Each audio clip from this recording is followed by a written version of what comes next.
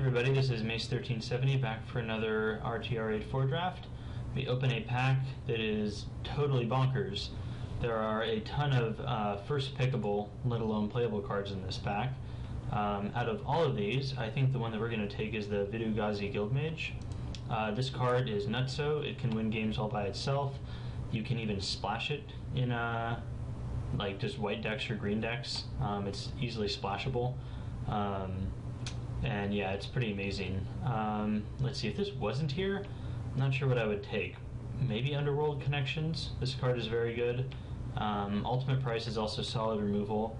Hellhole Flare is one of the best Rakdos 3-drops. I haven't played enough with Flare to really decide and come down, like, do I like it more or less than Splatter Thug and Dead Reveler. I have a feeling it's better, just because you can sack it for major damage. So if they don't have anything, it seems to be better. If they have a creature that can block it, it's probably less good, but that's neither here nor there. Okay, interesting. We follow this up with another pack that's full of good cards. Centaur's Herald is a staple in Selesnya, and I would very much lean towards picking this card if there also wasn't a Grove of the Guardian. Common Bond also gets a nod, so does Knightly Valor, but both Common Bond and Knightly Valor I value below Centaur's Herald. Centaur's Herald is the, I guess, it's the heart of a Selesnya deck. You need, like 2 or 3 of them to really make the deck tick. You want to be making a 3/3 token on turn 3, or turn 4. Just at some point you need to get those tokens out and populate. Grove of the Guardian, though, is pretty nutso. An 8/8 is hard to deal with in this format. I'm probably taking the Grove of the Guardian, especially since we have something silly we can populate it with.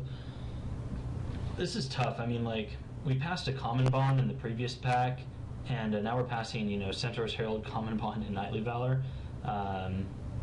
So it's very possible that some people downstream to us go into Selesnya, but these cards are just very good. This pack is less exciting than the previous two. Still some very good cards in this pack. I think Eye in the Sky is going to be our pick.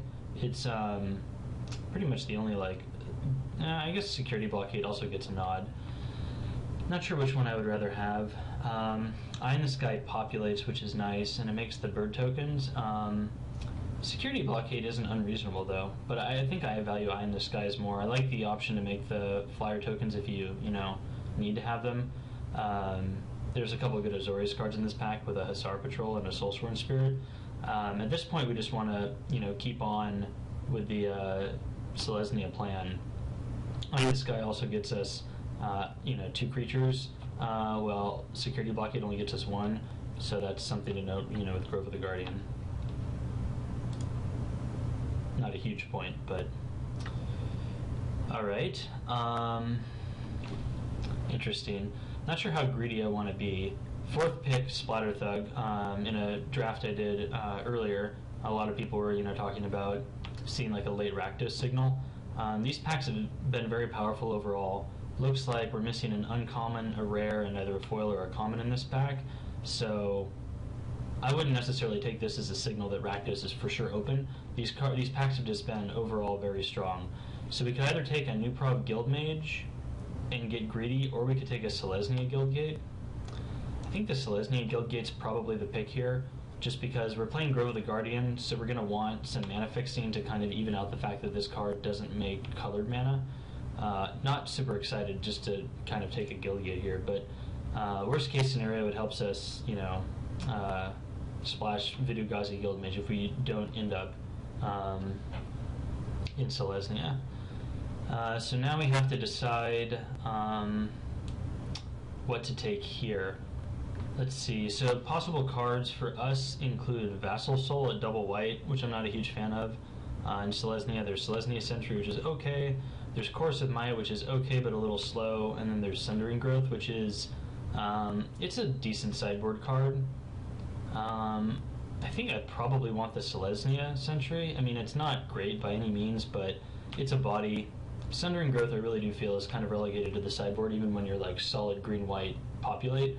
I guess in the most extreme deck you might main deck it, but I usually see them go around later, and they seem to be more of a sideboard thing. Right. Nothing too terribly awesome in this pack. Towering Indrik is probably the best card, and we'll take that. It blocks flyers well enough. We could take either an Azorius Guildgate or a Avenging Arrow, or I guess a Golgari Keyrune, are also cards we could, take. Azorius Guildgate lets us splash blue if we wanted to do that. Golgari Keyrune would let us splash black in the future. And Avenging Arrow is this kind of mediocre removal, but I think we just take the solid green creature here. Alright, interesting. Not much Selesnya. We're seeing a little bit of Azorius here later on, but our initial picks make us, or at least make me want to be Selesnya, so I'm going to keep forcing that. This could be difficult though, because we passed a lot of Selesnya in the beginning, so we could kind of end up getting choked on it later. Go ahead and take a security blockade here. It's alright. Not amazing, but I think it's playable. Common Bond looks like it made it around. Let's see, 1, 2, 3, 4. Yeah, so this is the wheel. So we got the Common Bond back, so that's nice. And I just kind of spaced out and realized that Underworld Connections is still here. I have no idea why. I've never seen this card table, and it never should. But, geez. Aerial Predation making it around is nice. I mean, the Centaur's Herald and the Common Bond are not here, but that's pretty much to be expected.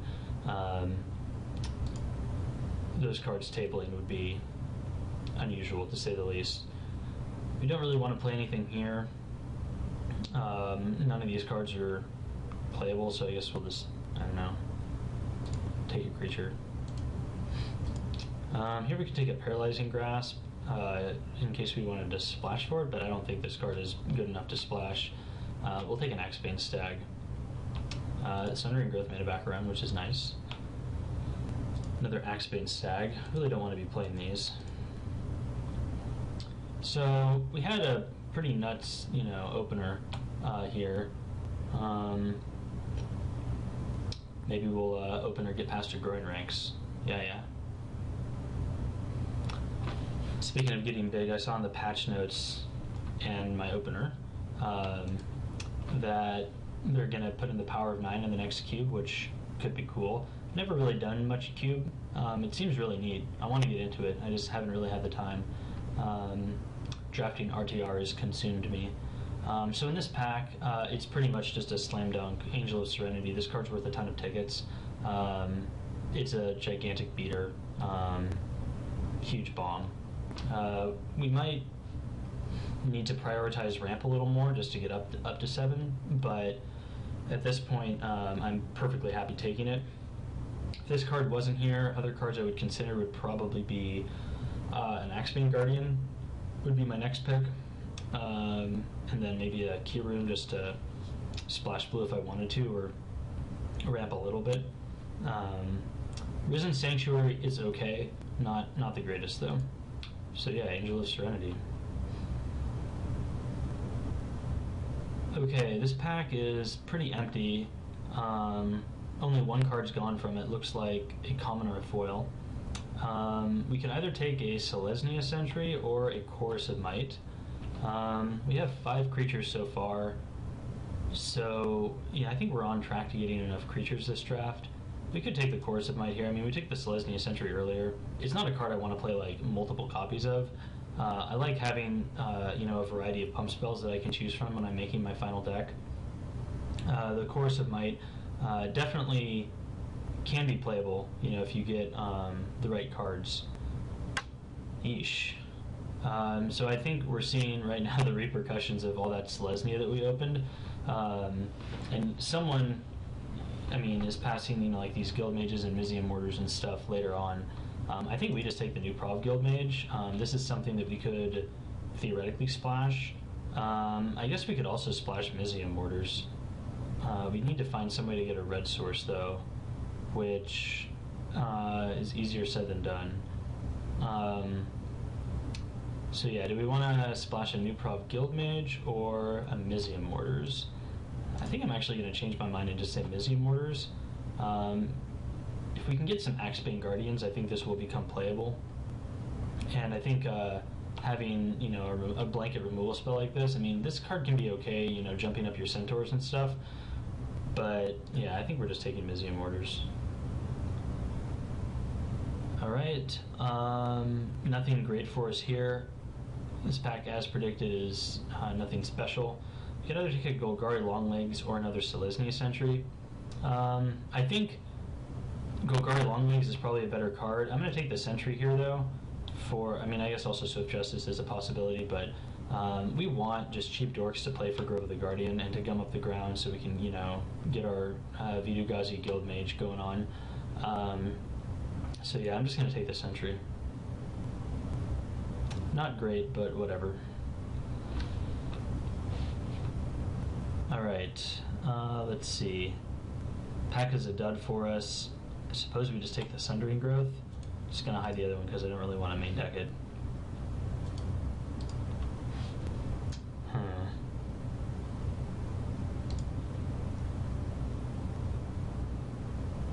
Okay, so here, a few options. There's Drudge Beetle, Seller of Songbirds, and Armory Guard. We already have one gate, which makes Armory Guard a little bit more playable. I think the pick here is Seller of Songbirds. Again, it gives us a couple creatures for Grove of the Guardian, gives us a token we can populate with Guild Mage. Not that I'm like super thrilled about populating a bird token over and over again, don't get me wrong. But I think Seller of Songbirds is fine there. Alright, so here we could either take a Crow's to Monitor or a Avenging Arrow. I guess we just take the Avenging Arrow. At least we got a Rootborn Defenses in this pack, so there's that at least. This is tough. We have a Keening Apparition, which I really would like to take. It's a good 2-drop, pretty solid man, but I think we have to take the Axebane Guardian, because we have the Angel of Serenity, triple white. I'd like to be able to play the Museum Orders, and this splashes for it quite well. Yeah, that's tough because Keening Apparition is a great card to play when you're in Selesnya. It answers a lot of threats, but I think we have to take the Axebane there. And oh boy, there's a third Selesnya Sentry. Could rare draft a Counterflux, but meh. Guess we'll just take the Dork. Alright, we could take the strongest card in the pack just so someone else doesn't get it. I think we'll just take the Guild Gate though. I feel like it's more important to take that card than Selesnya Sentry just because, or Asperia Skywatch, I'm sorry. For this pack, nothing super important, ish. We'll take a gold card. And I guess we'll take Oat Streak Innkeeper just because it's green, not because we'll play it. So yeah, this pack was, as predicted, pretty terrible. We kind of saw that coming. I think the power level of our first pack has made up for it overall. So hopefully we get some good cards going on, or going into the next pack. Alright, so I think this is close between either Gate Creeper Vine and Eye in the Sky. Gate Creeper Vine is going to ensure that we'll be able to play our Museum Orders, I would imagine. If only this was a Gate land, how sweet would that be? Fetchable with Gate Creeper Vine. We already have one Eye in the Sky. I think we're going to have to take the Eye in the Sky. I don't know how much Selesnya related cards will get this pack, but wow, that thing is huge. Funnily enough, if this thing tables, I'm going to cry. So here we have the option of Seller of Songbirds and Gate Creeper Vine. I don't think we need a second Seller of Songbirds. The card is just not that exciting, and we have a ton of random dorky 3-drops. So now I think we can take the Gate Creeper. Transguild Promenade was also an option there. And painfully enough, we have to, I think, pass a Centaur Healer to take a Centaur's Herald. Again, we want these 3/3 tokens so we can populate, with our Guild Mage, with our Eye in the Skies, and everything else. So this card's awesome, but I think we have to take the Healer, or the Herald, sorry. Also passing a Tristani's Judgment. We might get the Aerial Predation back. Ooh, wow. Well, here we take Call of the Conclave. I think it's just better than Centaur's Healer.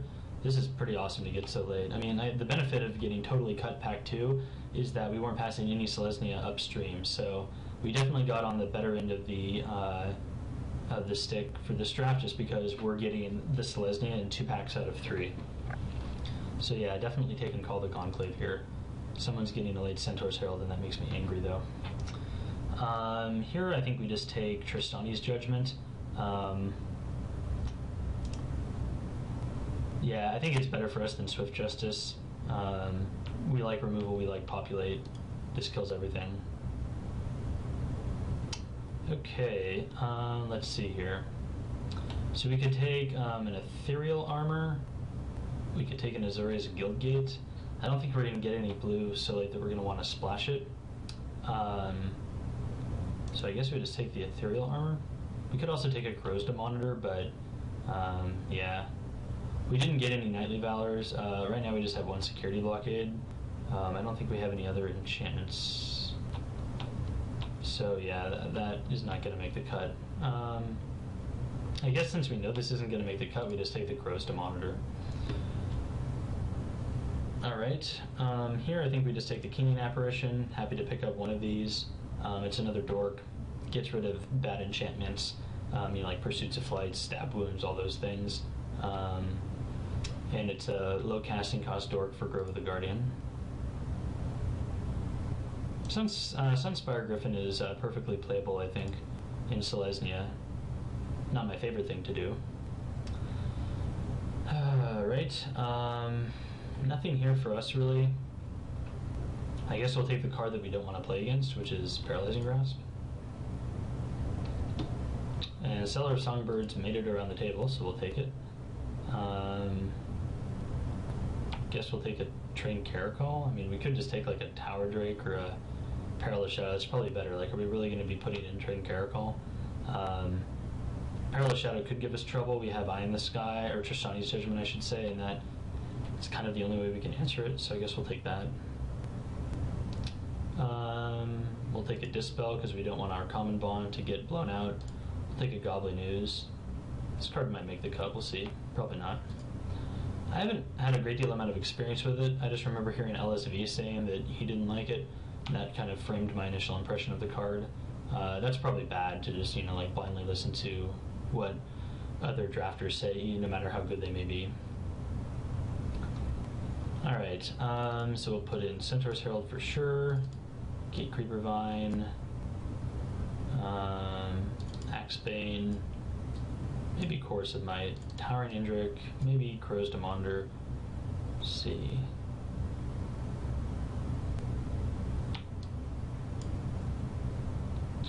We might be main decking Aerial Predation as well. Definitely putting in Rootboard Defense, put in Security Blockade for sure. Probably end up playing one of those Selesnya Sentries. Not sure about the second Seller of Songbirds. Like the 2 Sunspire Griffins well enough. Like both Eye in the Skies. Alright, so we have this cluster. And now we need to make up a significant amount of cards, so probably play 1 Selesnya Sentry for sure. We could probably main deck an Aerial Predation. I guess we are going to play Mizian Mortars. It looks like we have the splash to support it, because we have a Gate Creeper Vine and an Axebane Guardian, so we just need like 1 mountain. And then the Axebane Guardian and the Gate Creeper Vine can probably fix for the mana that we can't get up.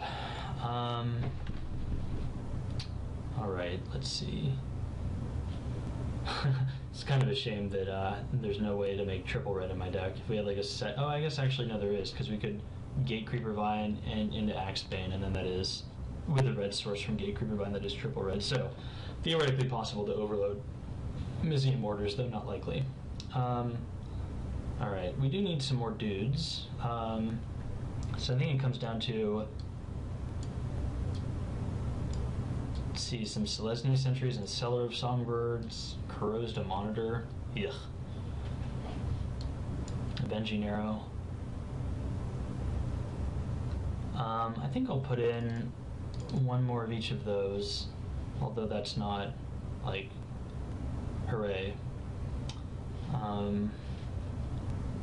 obviously the Guild Gate and the Grove of the Guardian are going in. I don't want to forget to do that. I guess it was probably better to splash the new Prov Guild Mage here. It's just so much easier to splash blue when you're in Selesnya.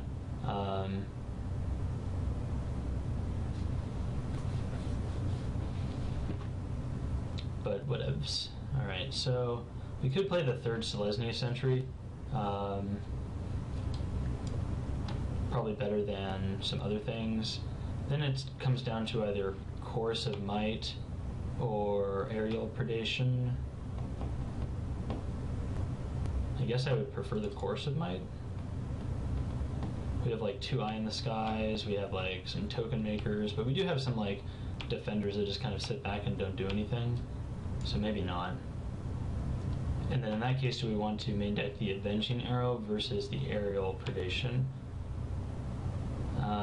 Aerial Predation can just be like a dead card, like when you play against Rakdos and stuff, it's like literally just a mulligan if you ever see it in your hand. So I guess we play the Avenging Arrow. Sundering Growth is also an option. I don't know if that's like main deckable either. I think we want to leave that on the sideboard. Alright, so we'll put in these guys, and then we'll see what Moto says for land. Moto actually suggests 0 red sources. That's kind of odd. And 11 white. I mean, like, we have a ton of white. I don't disagree. So I think we should take down one of these and add one of these, but only 4 green sources? Like, that's 1, 2, 3, 4 for 1, 2, 3, 4, 5, 6 green cards? That can't be right.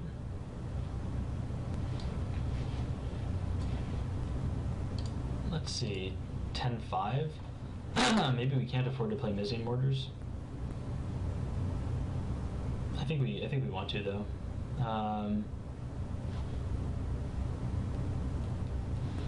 So let's see. I think we even want to go like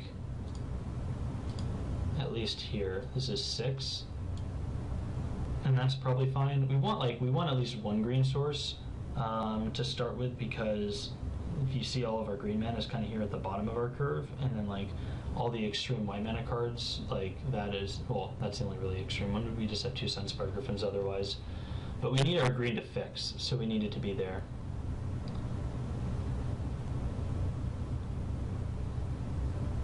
And we also need green for the Guild Mage to populate. So I think, yeah, I think, let's see, so that's 9-6 basically. And then the Gate Creeper Vine and the Axebane will help us fix. That should be fine, I think. I'm debating if I want to do bring Plains down to 7 and force up to 6. I don't think I do. I think that should be fine. Alright, so that's 6 for 1, 2, 3, 4, 5, 6 cards. I don't know.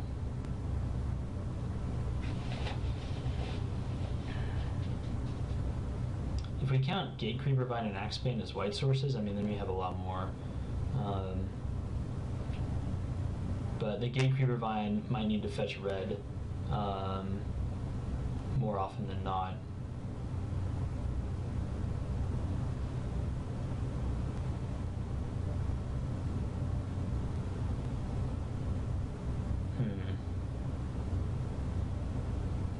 Dang you, Grove of the Guardian.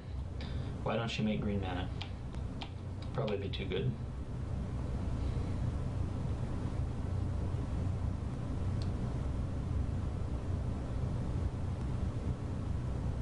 Alright, I think I'm going to do this. Oh wait, did I miscount the lands? We only have 16 in here, and we have 1, 2, 3, 4, 5, 6, 7, 8. 1, 2, 3, 4, 5.